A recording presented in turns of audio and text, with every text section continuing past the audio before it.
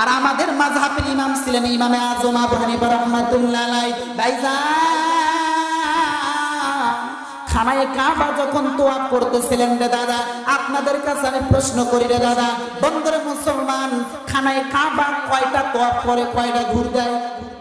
কয়টা? 7টা কেন দিলেন? 8টা হতে পারলো না কেন? এই তথ্য কি আপনারা নেবেন? নবী কোথায় গিয়েছিলেন মেরাজে?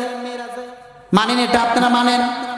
হ্যাঁ, যদি নবী মেরাজে যায়, এই যে কোরআন শপথ করে বলতেছি, যদি দলিল দিতে পারেন নবী মেরাজে গিয়েছিল, 1000 টাকা পুরস্কার দেব, কেউ বলতে পারেন দলিল দিয়ে? ভাইজান রে বন্ধু মুসলমান, এখন মনে মনে করছেন এই ভণ্ড হুজুর, এতগুলো হুজুরের থেকে শুনে আসলাম নবী মেরাজে গিয়েছে, ই বলতেছে নবী মেরাজে যায় নাই। ভাইজান নবী ইচ্ছা করে মেরাজে যায় নাই রে দাদা, আল্লাহ নবীকে মেরাজে নিয়ে গেছে। বলেন না সুবহানাল্লাহ। সূরা বানী ইসরাঈল খুলে দেখেন, সুবহানাল্লাযী আসরা বিআবদিহি লাইলাম মিনাল মাসজিদি হারাম ইলাল মাসজিদিল আকসা। নবী গো,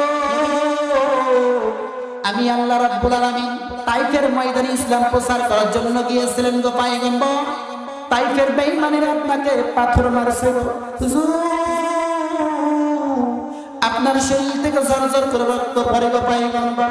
ওই সময় কেউ নাই আপনাকে সাহায্য করার জন্য গো পয়গম্বর, শুধু আপনার পালক পুত্র যায়েদ ইবনে হারিসা ছিল। নবী গো, তাইফের ময়দান থেকে রক্তমাখা জুব্বা নিয়ে, রক্তমাখা শরীর নিয়ে আল্লাহর নবী খানায়ে কাবার হাতিমের মধ্যে শুয়ে আছেন, চোখ বেয়ে পানি ছেড়ে দেয় না রে না। আমার মা নাই, আমার বাবা নাই রে। আজকে এই সময় আমার গায়ে যদি আমার মা থাকতো, এই সময় আমার গায়ে যদি আমার মা রক্ত দেখতো, মা দুঃখিনী দৌড়া দৌড়া এসে আমার গালে মুখে চুমা দিত, রক্তগুলো পরিষ্কার করে দিত। আল্লাহর নবী চোখ থেকে বেয়ে বেয়ে পানি ছেড়ে দেয়। আল্লাহ রাব্বুল আলামিন সহ্য করতে পারলেন না, জিব্রাইলকে পেড়ে দিলেন, জিব্রাইল রে দেরি করিস না রে জিব্রাইল, দেরি করিস না রে জিব্রাইল, জান্নাতের ভিতর থেকে বুরাক নিয়ে আমার নবীকে আমার বাড়িতে মেহমান করে নিয়ে আয়। বলেন না সুবহানাল্লাহ। ভাইজান